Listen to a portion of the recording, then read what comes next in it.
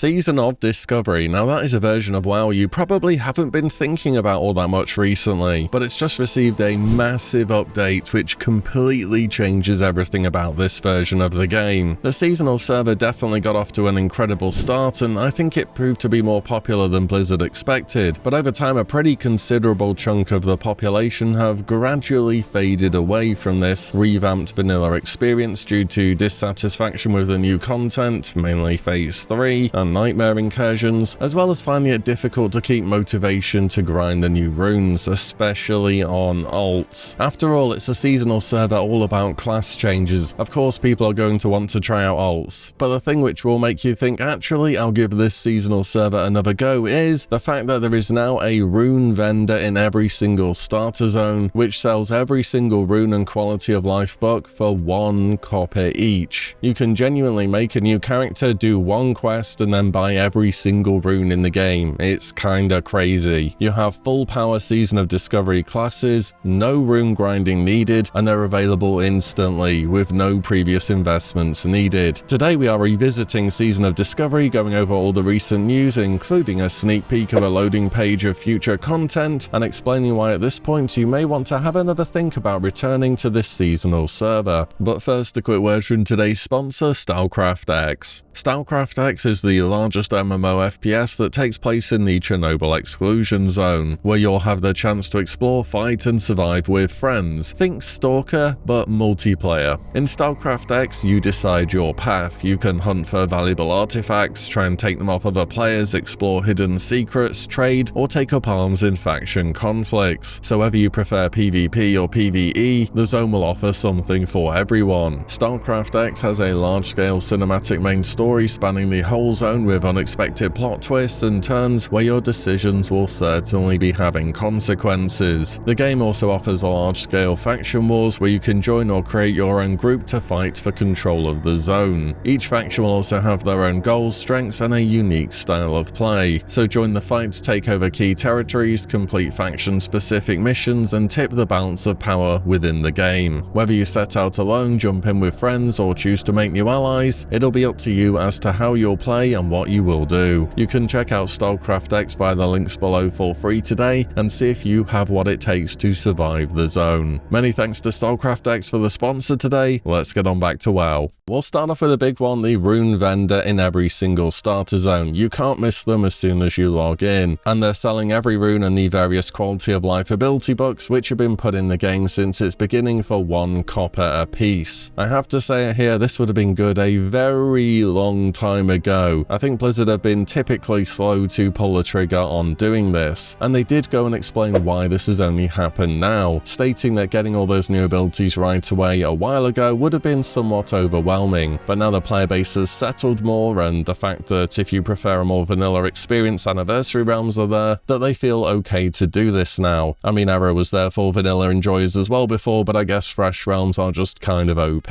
But with this update to the rune system, I don't just think it's going to be people who are dedicated Season of Discovery players rolling alts. I think you're going to have a lot of people who quit in an earlier phase coming back to check out all the new runes. And in fact, whilst you may not have much to discover on the whole acquisition of the rune side, you will have a lot to discover insofar as how your class plays now with all these new toys, which I think is very cool. And I don't know about you, but one of the reasons I stopped playing Season of Discovery was absolutely regarding the rune acquisition on alts. In fact, I made a video, I had to go and find it. It was 7 months old, saying, Blizzard, can you make getting runes on alts a bit easier, because some of them just aren't very fun. Do you remember doing the Dark Riders rune and the prospect of doing that more than once? I couldn't do it more than twice. And if a key rune for your class or spec was behind something which you knew was going to take you hours and hours, it was just off-putting. And normally I wouldn't be against working towards something, but it's a seasonal server. So every rune now being available straight away definitely is a game changer for me. I mean, some of the runes used to just be, let's say, time sinks. Hey, swim 15 minutes around the side of the wetlands for this paladin rune. Or, let's say you're making a fresh mage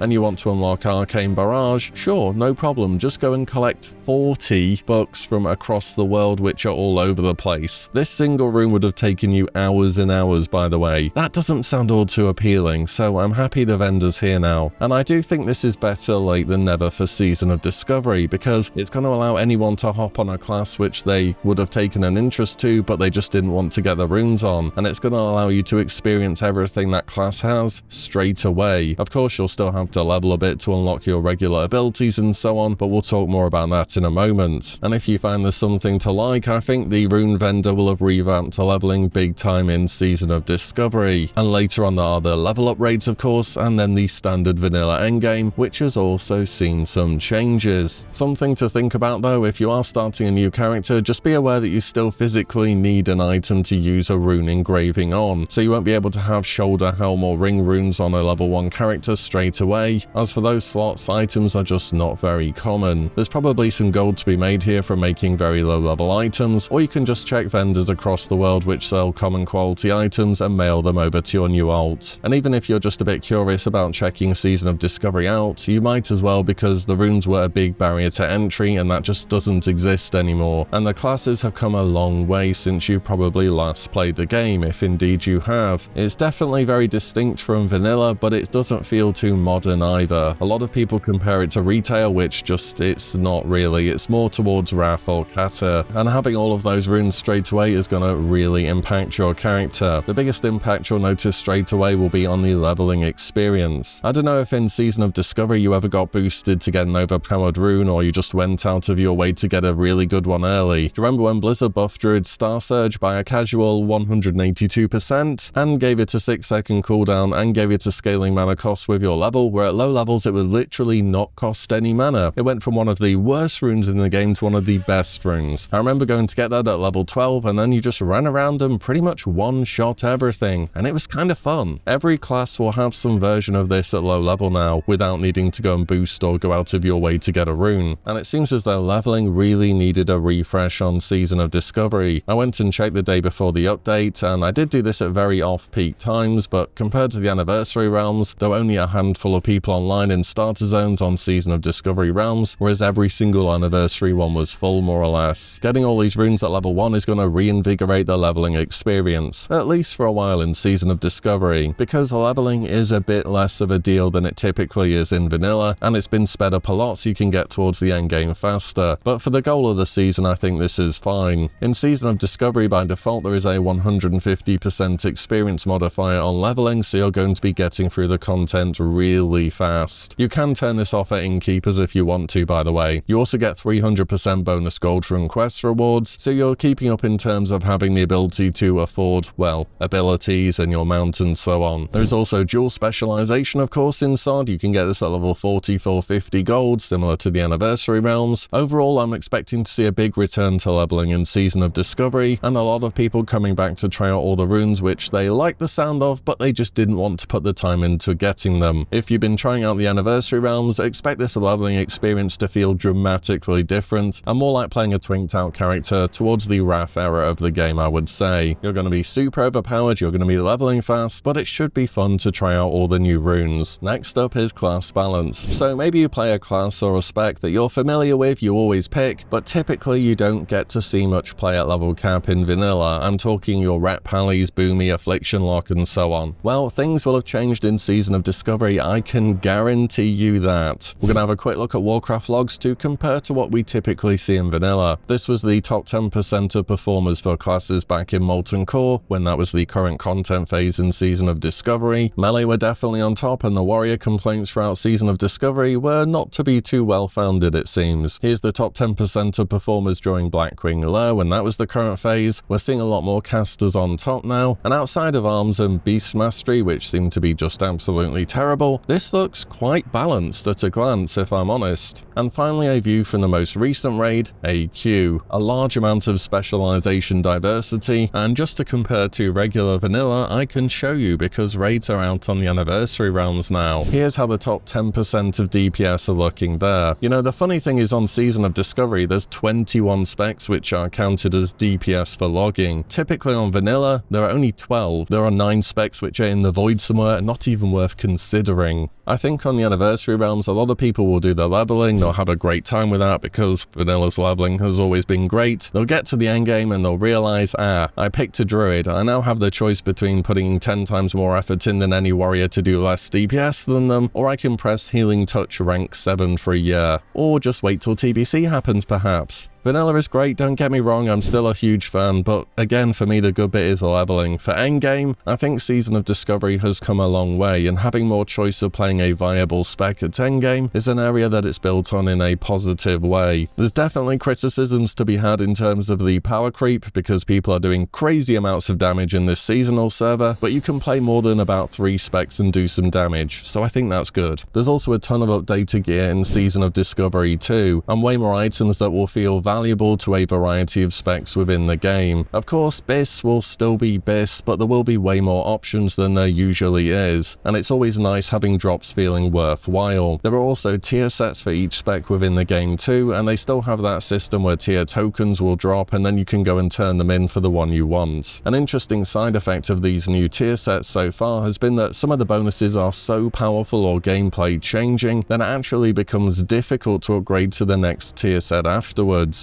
To that end, Blizzard are basically allowing you to enchant a set bonus on your shoulders, and this is being tested on the Phase 7 PTR at the moment. This sounds super interesting to me, and it's keeping older content a bit relevant, as has always been important in vanilla. There are also loads more new crafted items too, and even a bunch of new class-specific quest lines to obtain powerful weapons which were added alongside Blackwing Lair. All in all, a lot more viable items in the game, new ways to play classes, and new gearing options. You should also know that Season of Discovery raids, similar to their early versions, still support a flexible raiding size. For example, AQ40 in Season of Discovery is now tuned for 20 players, however you can still bring up to 40 players if you want to. The same goes for Blackwing Lair, tuned for 20, you can bring up to 40. Also, there are variable difficulties on Season of Discovery raids too to make them a bit different from your typical vanilla experience. In AQ, for example, if you take on more difficult versions of bosses, you'll get a bonus loot chest. Then after that you can continue your loot streak and risk those bonus items and take on the next boss, but if too many people die you have a chance of losing that bonus chest. A bit of a risk versus reward mechanic. All world bosses are instants, including Thunderrun, who's the guy you fight as part of the Thunder Fury quest, and can be completed on a bi-weekly lockout. Raids that used to have odd number lockout durations are also bi-weekly, so I'm talking about ZG, Oni and the level up raids. Other raids will reset on the normal days they always have done. So on NA servers, those reset days will be Tuesday and Saturday, and on EU, Wednesday and Sunday. There are still world buffs in the game, of course, don't think I forgot about those, and there is a chronoboon too, so you can store them. There have been some quality of life changes too, such as Oni and Nefhead having no cooldown, Darkmoon Fair at both locations at once, Songflower Serenade and Diamond Tribute buffs non-dispellable, and so on. You can also buy consumable world buff items that can be stored in your bag and used when you wish. These are bought for commendations, which were part of the AQ event where you hand in items and then you get commendations. It seems that they've kept a repeatable version of that quest within the game so you can keep earning commendations. These don't seem cheap and they're not going to be a viable alternative to getting them the regular way as far as I can tell. You'll still be doing your world tour to pick up world buffs. I think they're more you wipe and your guild has put together gold so somebody can go buy them to rebuff mid-raid. PvP wise, not gonna lie, for me it's very hard to say at this point in time. The last I remember was everyone was complaining because everybody was one-shotting each other. The last PvP update I can find says that players now take 30% reduced physical damage from pets and other players and 40% reduced magic damage from other players. PvP seems to have been very hit or miss so far due to class balancing and just all the new overpowered stuff. Hopefully it's in a better state, but if you are into PvP in Season of Discovery and you've been regularly playing it, how is it looking now? What are your thoughts on it? Is everyone still complaining about Shaman? And what would you say to somebody who wants to get into PvP in Season of Discovery? Economy wise, the servers have been out for a good while now, so things will have had time to settle. Checking on my server, Wild Growth EU, typical consumables from potions to flasks are all pretty cheap, with flasks around 45G, Black Lotus 36, Arcanite bars under 10 and so on, though the prices on pretty much everything should go up as the population grows. On Season of Discovery you can proc extra crafts from alchemy, similar to TBC, and Black Lotus can drop from high-level herbs, again similar to TBC, so that's aided with this situation. Also remember, there's going to be 300% bonus gold from quest rewards to help you out here, and there are no GDKPs allowed on these realms. So what about the population? Well, checking Ironforge.pro on the day before the rune revamp, there were some 60 to 65,000 active raiding characters. That's over 3 times what Classic Era's had in years, and people will tell you those servers are booming. I have a prediction though, by the time the anniversary realms reach AQ40 themselves, there will be less active raiders than the same time frame we're at now in Season of Discovery. The PvP servers are the largest, with Living Flame EU and Crusader Strike US having the most active raiders, followed by Wild Growth, the PvE servers on both EU and NA. If you're on another server, you should look to transfer really, because they don't seem to have an active population, or maybe do a bit of herbalism mining or check the auction house and see if there's anything good first. On my server there were some 45 to 50,000 items active on the auction house total, which again is a pretty healthy amount and indicates a decent population. From this look before the rune revamp, it seems as though Season of Discovery has an active endgame population, but it's missing people in the leveling phase at the moment, which should be helped significantly by the recent update. Content wise, everything up to AQ is out at the moment, and Naxxramas is on the PTR for Phase 7, which will of course, as is standard with Season of Discovery raids, have some modifications, which as of making this video we don't know what they'll be. It was also confirmed at Warcraft Direct that Blizzard will be working on future content around Deadwind Pass and for the Scarlet Crusade, and Blizzard as part of a recent blue post have just shared this loading screen, which to me looks rather like Tia's hand in southeastern Eastern Plaguelands. Possibly it could be a dungeon similar to Demonfall Canyon where there's an instance outside the zone and then you can go in and complete it. It could be a 10-player raid, we just don't know yet. Either way, this definitely piques my interest. Finally is to mention that, at least for me, going back over all this stuff for Season of Discovery recently, is that, well, I haven't played these realms in a long time and there's been so much stuff that was added. I was scrolling through the auction house and seeing dozens of new items, checking out runes which have been changed or brand new ones, or looking over tier sets and their bonuses, and funnily enough it feels as though there is a lot again to discover here, especially if you haven't played Season of Discovery in a while. Maybe a break to really build up the content and, you know, to just give us all the runes was what Season of Discovery has needed for a long time for a lot of people. I could see people doing vanilla to endgame, parking their character till TBC and saying, maybe I will try out Season of Discovery a bit after all. And with all the runes unlocked, new content and way more class representation during raiding, I really think Season of Discovery is in a great state to make a comeback, which, to be honest, I wasn't expecting to say. So there we have it, a bit of an update on the state of Season of Discovery. Let me know your thoughts. Are you going to give it another go? Is this too little too late for you? Drop a comment down below. And, as always, thank you all so much for watching and listening in,